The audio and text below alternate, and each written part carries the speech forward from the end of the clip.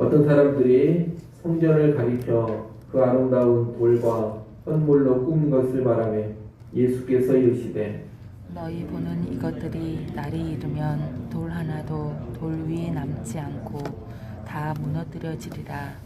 그들이 물어 이르되 선생님이여 그러면 어느 때에 이런 일이 있겠사오며 이런 일이 일어나려 할 때 무슨 징조가 있사오리이까. 이르시되 미혹을 받지 않도록 주의하라.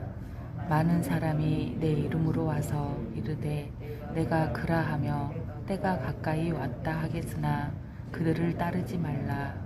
난리와 소요의 소문을 들을 때 두려워하지 말라. 이 일이 먼저 있어야 하되 끝은 곧 되게 아니하리라. 또 이르시되 민족이 민족을 나라가 나라를 대적하여 일어나겠고 곳곳에 큰 지진과 기근과 전염병이 있겠고 또 무서운 일과 하늘로부터 큰 징조들이 있으리라. 이 모든 일 전에 내 이름으로 말미암아 너희에게 손을 대어 박해하며 회당과 옥에 넘겨주며 임금들과 집권자들 앞에 끌어가려니와 이 일이 도리어 너희에게 증거가 되리라. 그러므로 너희는 변명할 것을 미리 궁리하지 않도록 명심하라. 내가 너희의 모든 대적이 능히 대항하거나 변박할 수 없는 구변과 지혜를 너희에게 주리라. 심지어 부모와 형제와 친척과 벗이 너희를 넘겨주어 너희 중에 몇을 죽이게 하겠고 또 너희가 내 이름으로 말미암아 모든 사람에게 미움을 받을 것이나. 너희 머리털 하나도 상하지 아니하리라. 같이 봅니다. 너희의 인내로 너희 영혼을 얻으리라. 아멘. 오늘 본문은 예루살렘 성전의 파괴에 관한 예수님의 말씀입니다. 당시 예루살렘 성전은 무척 크고 화려했습니다. 그래서 사람들은 이 성전의 외양에 감탄하곤 했습니다. 오늘 본문 5절에도 보면 어떤 사람들이 성전의 화려함에 대해서 말하고 있습니다. 그런데 예수님은 이들의 말을 듣고서 이 성전이 때가 되면 돌 하나도 돌 위에 남지 아니하고 다 무너질 것이라고 합니다. 예루살렘 성전이 완전히 파괴되어 버린다는 겁니다. 유대인들에게 있어서 성전의 파괴는 곧 하나님의 심판을 의미하는 것이고 무척이나 심각한 일입니다. 그래서 예수님의 제자들은 7절에서 어느 때에 이런 일이 있을지 그리고 이런 일이 일어나려 할 때에 무슨 징조가 있을지를 묻습니다. 이에 대한 예수님의 답변이 8절부터 시작해서 21장 끝부분까지 이어집니다. 성전의 파괴와 나아가 세상의 종말에 관해서 예수님께서 길게 가르쳐 주신 겁니다. 오늘 본문 8절부터 19절까지는 예루살렘 성전 파괴 전에 일어나게 될 징조들을 예수님이 말씀하신 내용입니다. 우리는 흔히 이 부분을 재림 직전에 나타나는 일로 많이 봅니다만 이 내용은 1차적으로 예루살렘 성전 파괴 전에 일어날 징조들입니다. 역사적으로 예루살렘 성전은 AD 70년에 로마 군대에 의해서 완전히 파괴되었습니다. 그런데 정말로 그 전에 예수님께서 오늘 본문에서 말씀하신 그 징조들이 나타났습니다. 오늘 본문에서 성전 파괴의 징조로 언급된 것은 5가지입니다. 첫째 징조는 거짓 메시아의 출현입니다. 실제로 성전 파괴 전에 메나hem, 시몬, 바기오라는 이런 사람들이 등장해서 자신을 메시아로 지칭하면서 사람들을 미혹했습니다. 예수님은 이런 거짓 메시아들에게 미혹당하지 말라고 말씀하십니다. 둘째 징조는 난리와 소요의 소문, 나아가 민족과 민족, 나라와 나라 사이에 발생하는 전쟁입니다. 실제로 예루살렘 성전 파괴 전에 많은 전쟁이 벌어졌습니다. 그리고 예루살렘 성전의 파괴 역시 유대 민족이 로마 제국에 대항해서 반란을 일으킨 전쟁의 결과로 이루어집니다. 성전 파괴 전에 예수님이 말씀하신 것처럼 많은 전쟁들이 일어났던 겁니다. 셋째 징조는 지진과 기근, 전염병입니다. 성전 파괴 전인 AD 66년에는 예루살렘 성 부분에 아주 커다란 지진이 발생을 했습니다. 또 AD 46년에는 유대 지역에 아주 큰 기근이 발생을 했습니다. 그리고 유대가 로마에 반란을 일으킨 후에 큰 전염병이 유대 지역을 휩쓸었습니다. 넷째 징조는 하늘로부터의 징조입니다. 역사가 요세푸스는 예루살렘 성전 파괴 전에 하늘에 혜성과 검은 별이 떴음을 기록하고 있습니다. 다섯 번째 징조는 예수님의 이름으로 인해서 그리스도인들이 심한 박해를 받는 것입니다. 이런 박해의 모습은 사도행전 말씀에 잘 나와 있습니다. 또 예루살렘 멸망 직전에 네로 황제의 박해도 있었습니다. 예수님은 이런 박해 중에도 제자들을 향해서 당황하지 말라 그렇게 말씀합니다. 13절부터 15절에 보면 박해 도중에 잡혀가 신문을 당한다면 재판정에서 할 말을 주시겠다고 말씀합니다. 그런 재판자리를 통해서 오히려 복음을 증거할 기회를 갖게 되리라고 하십니다. 예수님은 또한 박해와 미움 중에도 머리털 하나도 상하지 않을 테니 인내하라고 하십니다.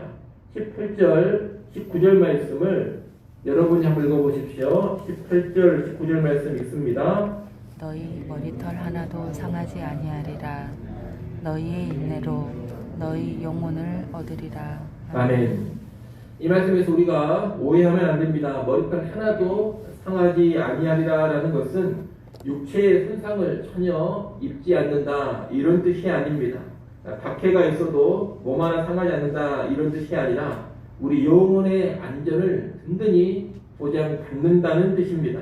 그래서 19절에 보면 너희 영혼을 얻으리라 이렇게 말하고 있습니다. 환난이나 박해가 있으면 옥에 갇히기도 하고 여러 가지 고초를 겪으며 몸이 상하기도 합니다. 심하면 순교의 죽음을 당하기도 합니다. 육체가 상하는 것은 물론이거니와 육체의 생명까지 잃어버릴 수가 있습니다.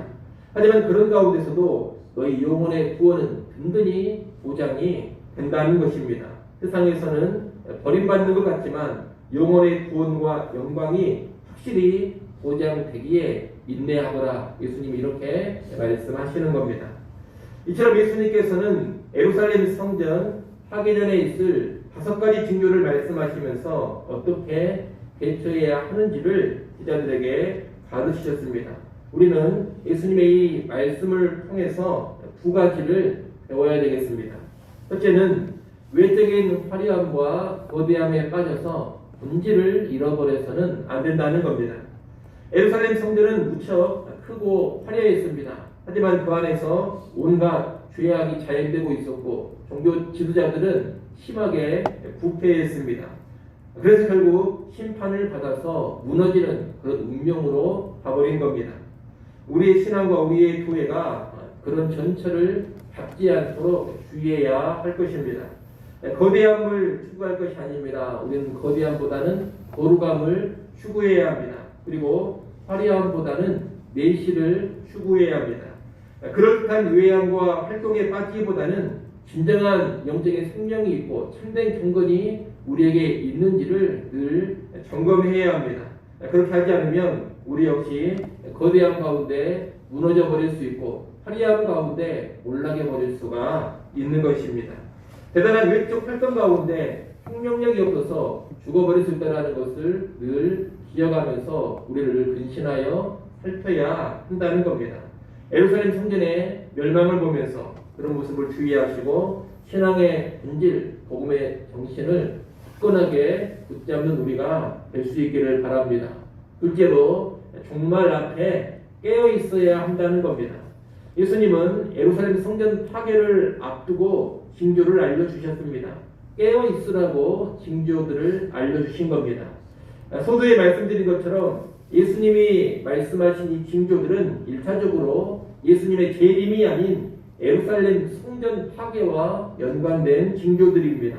하지만 우리는 이와 유사한 징조들이 최후의 종말 재림 시에도 있으리라는 것을 알아야 하겠습니다.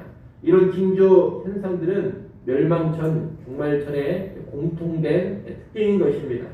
그러므로 재림 전에도 거짓 선지자들의 미혹, 전쟁과 기근, 지진, 질병, 자연의 이상 현상 등이 분명히 있을 것입니다.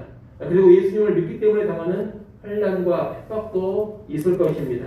우리는 그런 현상이 있을 때 먼저 거짓 선지자들에게 미혹당하지 않아야 되겠습니다. 그리고 혼탁하고 힘든 상황 속에서도 두려워하거나 방황하지 않아야 합니다. 오히려 재림의 날이 다가옴을 알고 더욱 깨어 있어야 합니다. 강하고 담대하게 신앙생활을 해야 합니다. 그리고 핍박조차 인내할 수 있어야 할 것입니다. 그런 가운데 영광의 재림을 맞이하게 되는 겁니다. 이를 잘하시고 이 종말의 때를 바른 신앙과 바른 삶 그리고 담대함으로 나아갈 수 있기를 간절히 소원합니다. 기도하겠습니다.